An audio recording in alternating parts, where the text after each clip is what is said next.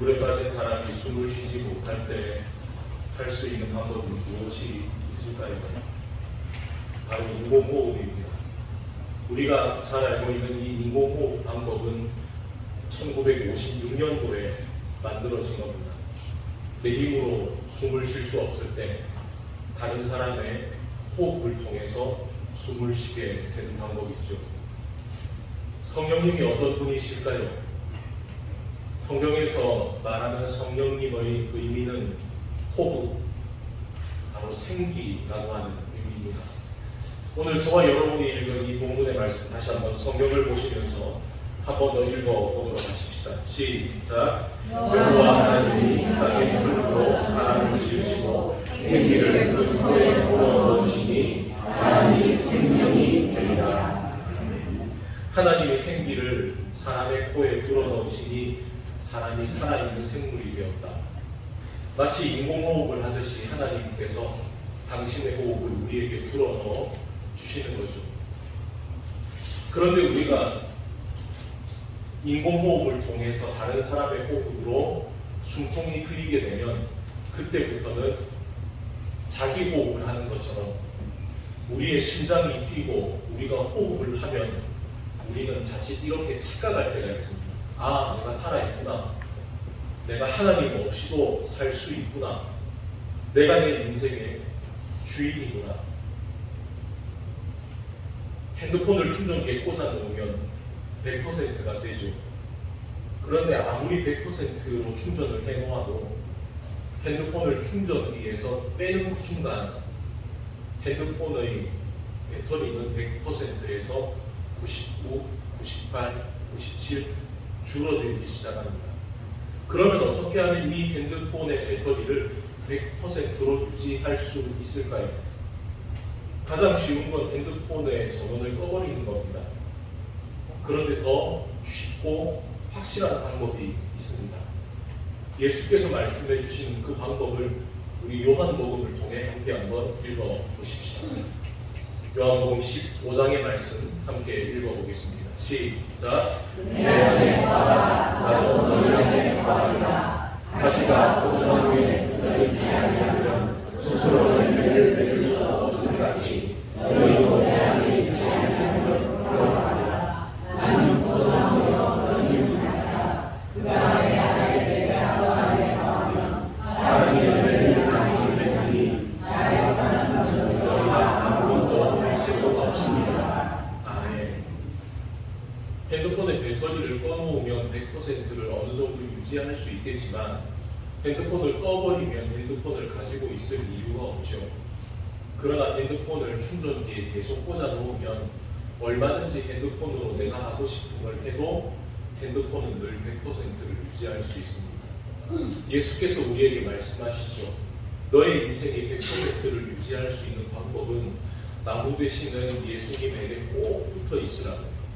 나무의 가지가 나무로부터 물과 양분을 받아 살아있는 것처럼 너희도 내게 꼭 붙어 있어서 그렇게 영원한 생명을 누리며 살아가라고.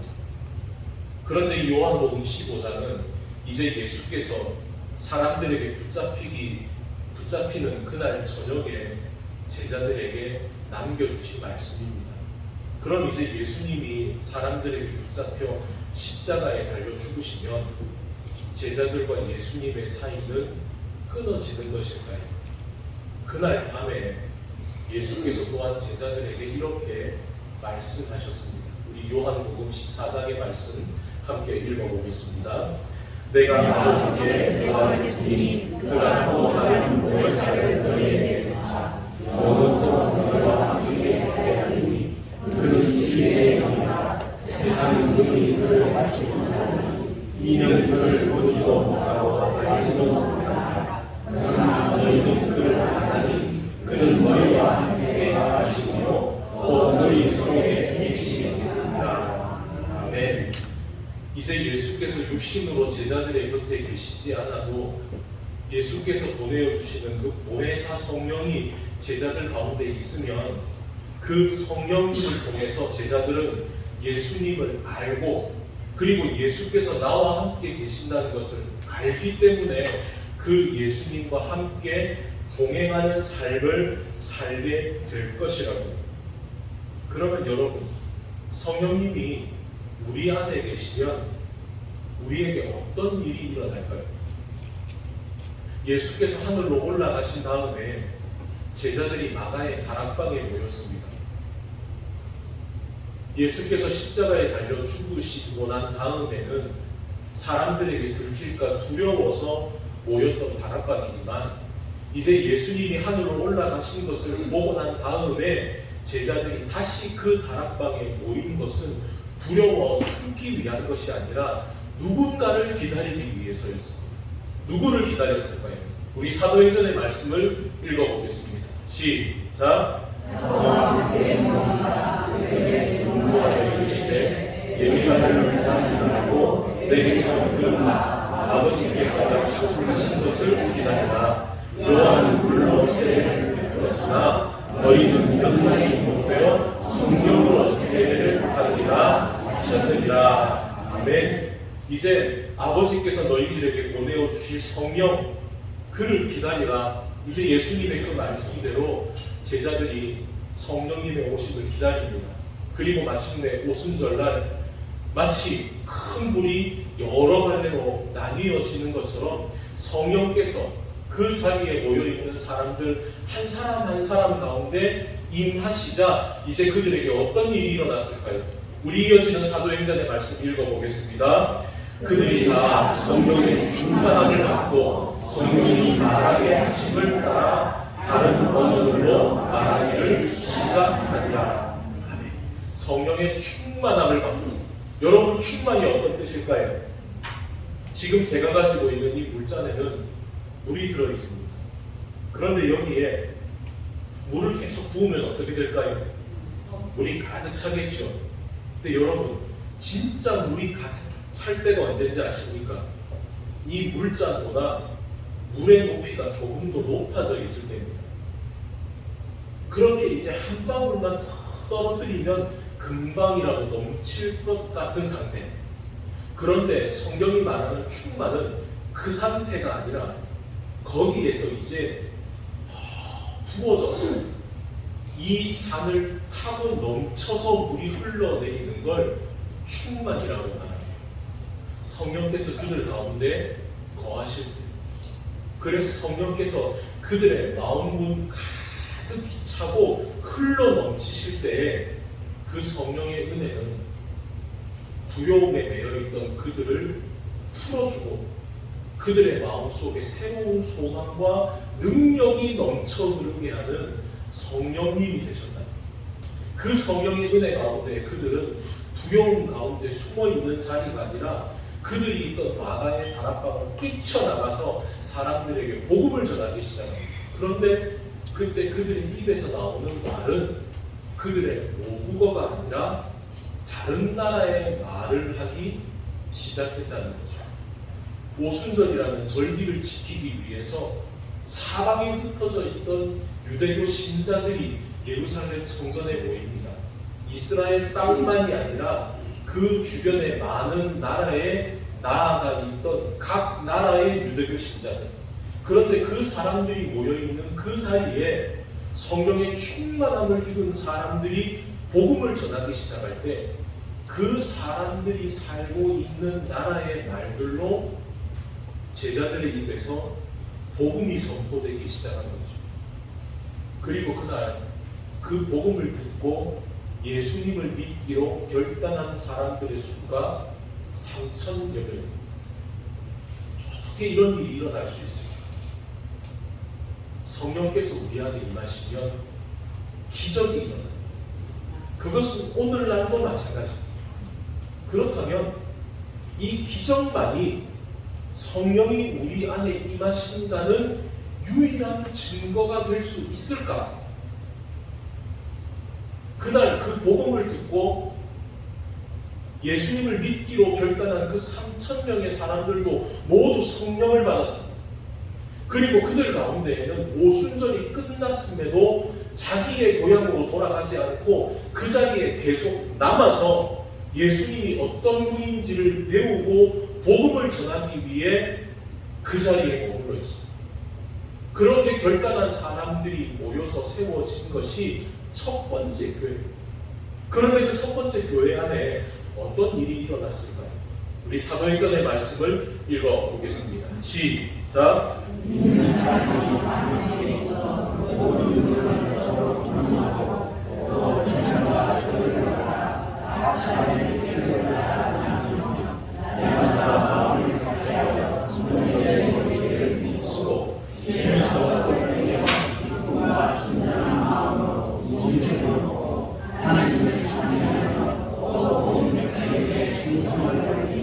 주께서 구원받는 사람을 날마다 나가게 하시리라. 아멘. 교회 안에서 이들의 모습은 마치 천국과도 같습니다. 서로를 뜨겁게 사랑하기에 내 것을 나누어 주어도 아깝지가 않습니다. 서로 얼굴을 늘 보면 반갑습니다. 하나님 안에서 찬양을 하면 행복합니다. 날마다 사람들에게 복음을 전해도 두렵지가 않습니다. 늘 그들의 삶에 행복이 가득합니다. 그러니 이 모습을 본 사람들이 깜짝 놀랍니다. 저 사람은 내가 알던 그 사람이 아니야. 저 사람이 어떻게 저렇게 바뀔 수 있을까? 그 비밀을 찾아 사람들이 모여들기 시작합니다. 그 천국과 같은 놀라운 은혜를 같이 누리기 위해서 그 교회 안에 점점 더 많은 사람들이 모이기 시작합니다. 이것이 바로 성령의 충만한 교회가 누리는 은혜인 겁니다. 근데 여러분, 이 은혜가 예루살렘 교회에만 일어난 게 아닙니다. 사도 바울이 갈라디아 교회에 써보낸 우리 갈라디아서의 내용을 함께 읽어보시겠습니다. 오직 성령의 열매는 사랑과 희락과 화평과 오래 참음과 자비와 양선과 충성과 온유와 절제니 이 같은 것을 금지할 법이 없느니라. 아멘. 성령이 내 안에 거하는 사람, 성령의 사람 안에는 변화가 일어납니다. 그 변화가 성령님이 주시는 9가지 열매라고 말하는 거죠. 하나님을 사랑하는데 하나님을 나 자신을 사랑하는 것처럼 사랑하게 됩니다. 내 안에 세상의 그 어떤 것도 빼앗을 수 없는 기쁨이 솟아납니다. 내가 속한 자리 가운데 평화를 전하는 사람이 됩니다. 고난을 이길 수 있는 힘이 생깁니다. 다른 사람을 내 몸처럼 사랑하게 됩니다. 선한 일을 하게 됩니다. 하나님 보시기에, 사람이 보기에도 참 믿음직스러운 사람이 됩니다. 그의 마음이 하나님의 마음을 닮아갑니다. 하나님이 원하시지 않은 것이라면 아무리 달콤한 것이라도 과감하게 끊어버리게 됩니다. 성령의 사람, 성령이 그 안에 거하는 사람 안에는 이런 변화가 일어난다는 것. 그 사람의 인격이 변하고 그 사람의 성품이 변하는 것. 그러면 여러분, 이 놀라운 변화는 어떻게 가능할까요? 베드로를 비롯해서 제자들이 그 오순절 예루살렘에 모여있는 사람들에게 복음을 전하자 그 복음을 들은 사람들의 마음이 찔리기 시작합니다. 나는 이때까지 메시아를 기다리고 산다고 그렇게 생각했는데 이제 내가 알고 보니 나는 메시아를 기다리는 사람이 아니라 오히려 메시아를 십자가에 못 박아 죽인 사람이요. 그래서 그 복음을 들은 사람들이 마음에 찔려서 베드로에게 말합니다. 내가 도대체 무엇을 해야 될까? 그때 베드로가 그들에게 말합니다. 우리 사도행전의 말씀을 읽어보겠습니다.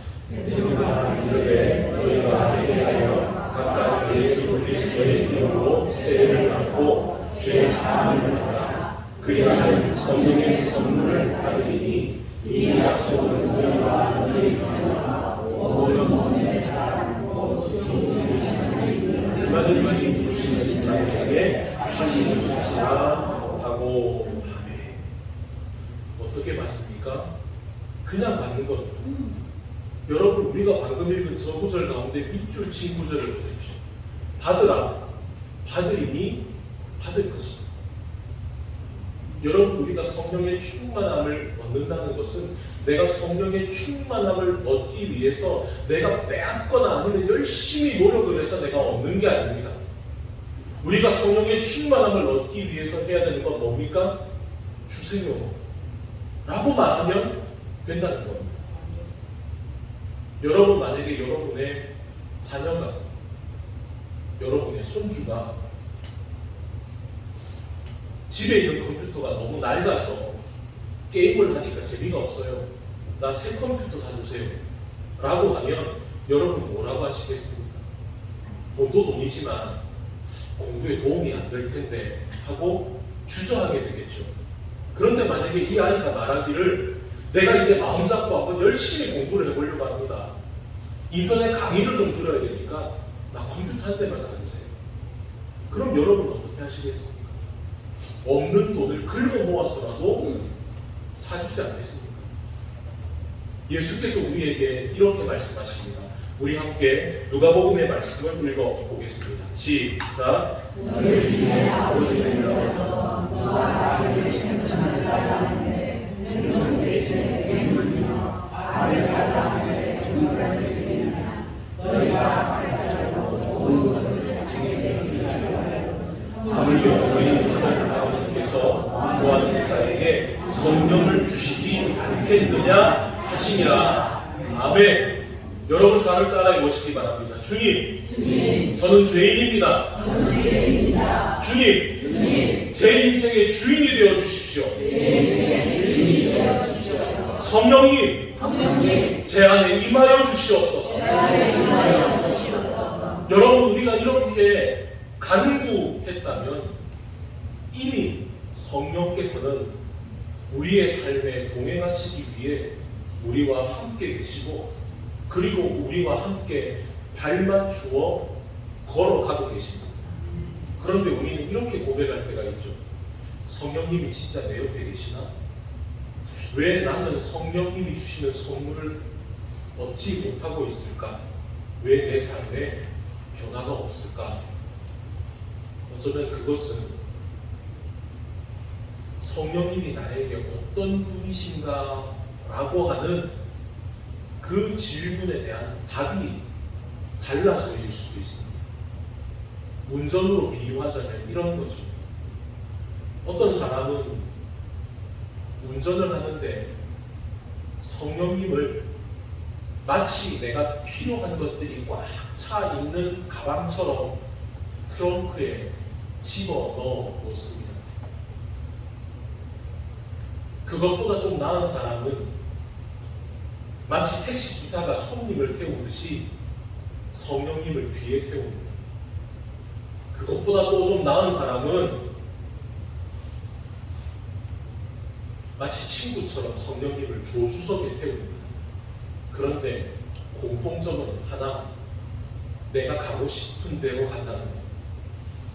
때로는 성령께서 우리에게 성령님이 가시고자 하는 곳이나 아니면 경로를 얘기해 주셔도 우리는 이렇게 말하죠. 제가 더 잘합니다. 성령이 말씀하시는 그 길보다 저기 오른쪽 골목으로 들어가면 더 빠릅니다. 저한테 맡기세요. 제가 알아서 할게요. 그런데 여러분, 우리는 그러다가 언제 성령님을 찾습니까? 신호위반해서 경찰에 걸리면, 그리고 내가 맞다고 확신하던 그 길이 맞다는 길이 되었을 때, 우리는 그때가 되어서야 우리는 성령님을 바라보고 얘기하죠. 성령님 도와주세요. 이렇게 말입니다. 여러분, 성령의 사람은 어떤 사람일까요? 성령님이 내 차에 운전석에 앉아 계시고 내가 그 옆에 조수석에 앉는 사람입니다. 그리고 성령의 사람은 이렇게 말하는 사람입니다. 저를 따라해 보시겠습니까? 주님, 마음대로 하십시오. 비록 처음 가는 길이라 두려울 때도 있고, 때로는 익숙한 길이 아닌 다른 길로 가셔서 의심이 들 때도 있지만 성령님이 운전하시는 기가 막힌 운전 솜씨를 몇 번 보고 나면 성령의 사람은 그때 이렇게 고백하게 되죠. 아, 내가 운전대를 맡기기를 참 잘했구나. 그러니 여러분, 오늘 이 성령 강림주의를 통해 성령의 임재하심을 간절히 사모하고 있다면 이미 성령님은 여러분과 함께 하고 계십니다. 그 성령님과 함께 하실 때에 여러분 모두가 이렇게 고백하게 될 수 있기를 소망합니다. 우리 다시 한 번 더 저를 따라 고백해 보시기 바랍니다. 성령님께 맡기기를 참 잘했구나. 사랑하는 여러분, 여러분의 삶이 내가 내 인생의 운전대를 잡고 있는 삶이 아니라 성령님께 내 인생의 운전대를 맡기게 될 때에 그때 우리의 삶은 진정한 평안을 누리게 될 것입니다. 성령님께서 우리의 인생을 인도해 가실 때 우리는 그 과정을 통해 성령의 충만하신 열매를 맛보아 알게 될 것이고, 그렇게 주님의 마음을 따라 걸어가는 삶을 살 때 어느 순간 내 안에 내 성품이 변화되고 있다는 것을 우리는 발견하게 될 것입니다. 그리고 우리는 누군가에게서 이런 말을 듣게 될 것입니다. 당신은 내가 알고 있던 그 사람이 아닙니다. 여러분, 어쩌면 이것이 우리가 들을 수 있는 가장 큰 축복이죠. 당신은 변했습니다. 당신은 어제 내가 알던 그 사람이 아닙니다. 당신은 일주일 전에 알고 있던 그 사람이 아닙니다. 그렇게 살아갈 때 저와 여러분의 삶은 충전기가 빠져버린 핸드폰이 아니라 주님과 연결되어 있어서 100% 성령의 충만한 삶이 될 줄로 믿습니다. 함께 기도하시겠습니다. 하나님 아버지, 우리 가운데 보내어주시는 성령님의 그 임재하심, 이제 우리의 삶이 하나님의 생기로 마음껏 호흡하며 살아가게 하여 주시옵소서. 우리 인생 각자의 자동차에 성령님을 트렁크에 집어넣지 않게 해주십시오. 뒷자리나 조수석이 아니라 내 인생의 운전대를 내어드리게 해주시옵소서. 그리고 그 곁에 앉아서 주님이 인도해 가시는 그 길을 따라가며 주님이 우리에게 보여주시는 기가 막힌 풍경을 우리가 함께 보며 주님과 함께 웃고 함께 살아가는 성령 충만의 삶을 살아가게 하여 주시옵소서. 주님, 아직도 우리 안에 주님께 내어 맡기지 못하며 우물쭈물 붙잡고 있는 운전대가 있습니까? 성령의 임재하심을 구하며 그 운전대를 내어 드릴 수 있는 믿음의 결단을 주시옵소서. 예수님의 이름으로 기도드리옵나이다. 우리 함께 결단의 찬양을 부르며 준비하신 예물을 봉헌하도록 하겠습니다. 성령이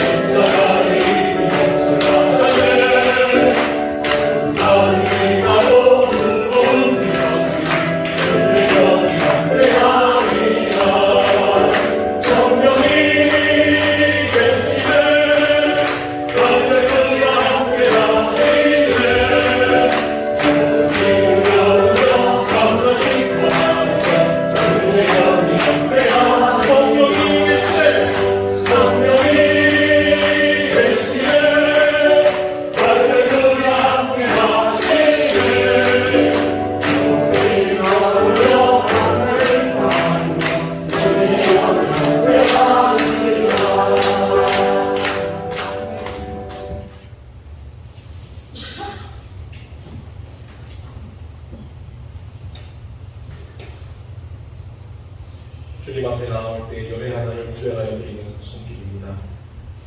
김한나, 정기영, 김엘리, 강경미, 백대현, 신범수, 이복선, 또한 주님 앞에 감사의 고백으로 드리는 감사의 예배입니다. 홍대용, 백대현, 강경미, 기쁨으로 만든 성령 강민주의 축소교회에 위해 풍성한 은혜를 주옵소서. 김영국, 정지윤, 이순영, 박원규, 정명회, 윤철한, 이용삼, 최창순, 손현태, 신범수, 이태수, 최종국, 또한 주님 앞에 성전을 위해 드리는 건축의 예물로 강정희, 또한 선교를 위해 강정희, 구제로 강경미, 또한 건축으로 김영국, 정지용, 선교로 김은기, 또한 구제로 김은기, 선교로 조영순, 주님 앞에 주정으로 드리는 예물들까지 우리 이 시간 드리신 예물을 위해 함께 기도하시겠습니다. 하나님 아버지, 성령의 충만하심으로 우리 가운데 함께 하셔서 우리가 험한 세상 살 동안에도 우리의 날개가 되어주시고 우리의 기대는 언덕이 되어주시며 우리의 피할 바위 되어주심을 감사합니다. 그 하나님의 인도하심을 따라 우리가 한 주간을 살다가 주님 앞에 나아올 때 우리의 한 주간의 삶을 믿음의 고백으로 올려드리며 또한 이 시간 주님 앞에 예물을 함께 올려드립니다. 우리의 믿음의 고백을 받으실 때 이 예물 받아주시어서 이 예물이 하나님의 나라를 위해 쓰임받는 은혜가 있게 하시며 드리는 우리 모두의 손길 가운데 성령의 은혜를 부어주시사 흘러넘치는 충만함을 허락하여 주옵소서. 우리를 통하여서 하나님을 알지 못하는 이들에게 이 은혜가 얼마나 귀한지를 전하여 줄 수 있는 성령의 전달자, 복음의 전달자, 은혜의 전달자가 되게 하여 주옵소서. 주님, 혹 우리 가운데 주님 앞에 드리고 싶으나 손이 되어 드리지 못하는 손길이 있습니까? 가슴을 치며 나오는 손길이 있습니까? 주께서 위로하여 주시고 그 손 위에 하늘의 은혜를 더하여 주시옵소서. 예수님의 이름으로 공헌 기도 드리옵나이다. 아멘.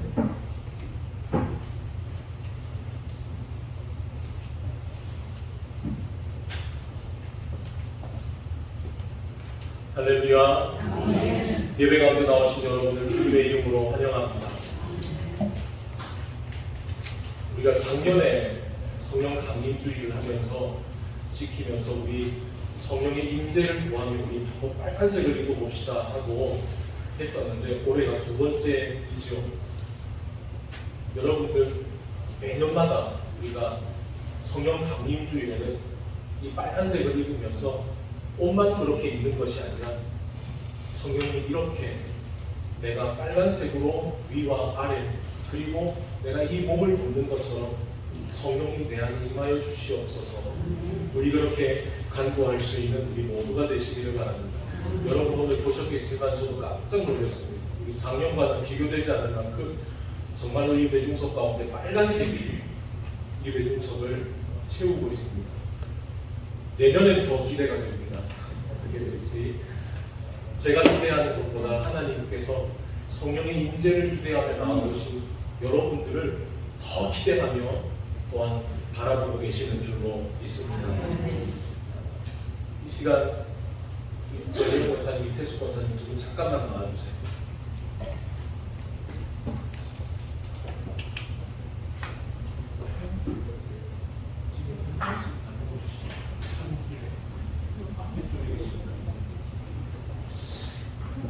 여러분 뒤로 한번 한 사람이 한 장씩 갖고 뒤로 넘겨주십시오. 올해는 베스트 드레서를 우리 얼마 전에 대통령 선거를 했는데 오늘은 베스트 드레서 선거를 하겠습니다. 그래서 여러분 오늘부터 오늘 예배 마치고 나중에 식사 다 하시고 집에 가시기 전까지 여러분 한 장씩 받으신 그 투표 용지에 이 사람이 오늘 내가 볼 때는 우리 성령 강림주일에 가장 딱 맞게 그리고 옷을 멋지게 입은 베스트 드레서다 하고 생각되는 분 이름 한 사람의 이름을 여러분 거기에 써주시기를 바랍니다. 쓰신 다음에는 여러분 우리 본당 입구에 있는 헌금함에 넣어주시면 공정하게 개표해서 다음 주에 우리 성령 강림주일 베스트 드레서를 발표하도록 하겠습니다. 여러분들 아마 고민되실 거예요. 누구를 적어야지. 하지만 여러 명 적지 마시고 한 사람의 이름만 적으시면 되고, 그래서 저 사람이 내가 볼 때 최고인데 저 사람의 이름이 어렵더라, 옆에 계시는 분한테 물어보셔서 한 사람의 이름 적어 주시기를 바랍니다. 우리 성령 강림주의를 위해서 귀하게 섬겨주신 분들이 계십니다. 먼저 오늘 야외 식사를 준비하기 위해 재정과 준비를 우리 김양자, 이병문, 정의영 권사님 세 분이 섬겨주셨고, 여러분 나중에 나가보시면 여러분 보시게 되겠지만 우리가 계속 창고와 또 뼈대만을 가지고 있었던 그 자리를 어제 깨끗하게 다 철거하고 치웠습니다. 그리고 우리 온 교인들이 그늘 아래에서 식사할 수 있도록 멋지게 천막을 세웠습니다. 어제 이를 위해서 오후 점심 먹고 나서부터 깜깜한 밤이 될 때까지, 그리고 오늘 아침에도 일찍 와서 정리하고 의자와 책상을 나누고 불을 피우는 수고한 손길들이 있습니다.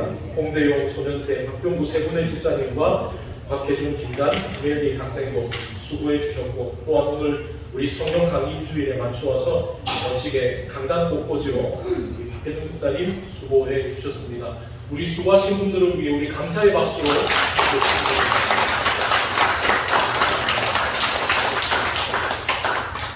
그리고 오늘 여러분들 너무 옷을 잘 입고 오셔서 여러분들을 그냥 이대로 보내면 정말 우리 교회는 두고두고 후회가 될 것 같습니다. 그래서 예배가 마치고 나서 우리는 다 같이 우리 꽃꽂이 주변으로 해서 우리 성령 강림주일 기념 사진을 찍었으면 합니다. 그래서 우리 예배 마치는 대로 우리 모든 우리 성도들 앞에 나오셔서 우리 강대상까지도 다 같이 서서 우리 함께 기념사진 촬영을 하도록 하겠습니다.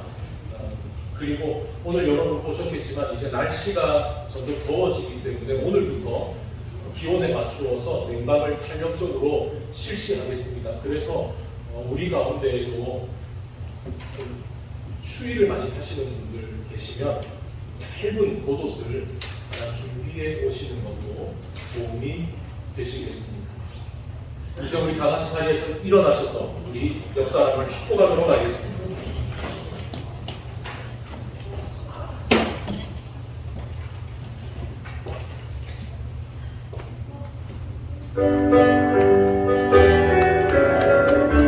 우리 함께 축복합니다. 당신은 하나님의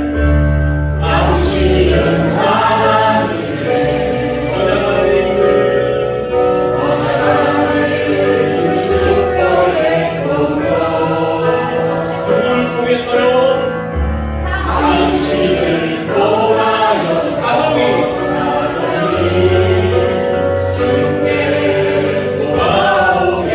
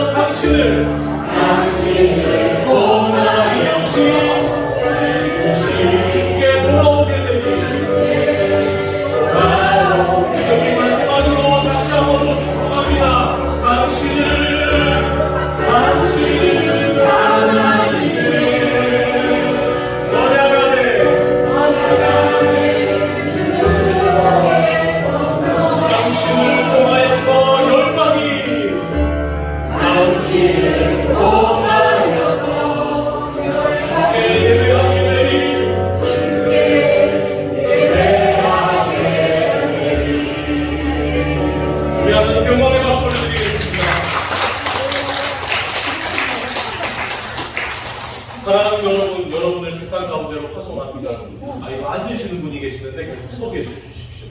주고에도 일어서라고 표시되겠습니다. 왜냐하면 이제 여러분들을 파송하기 때문입니다. 이제 여러분들 세상 가운데로 달려나갈 준비를 하셔야 되기 때문입니다. 여러분, 한 주간 나아가는 여러분의 삶은 혼자 가는 길이 아닙니다.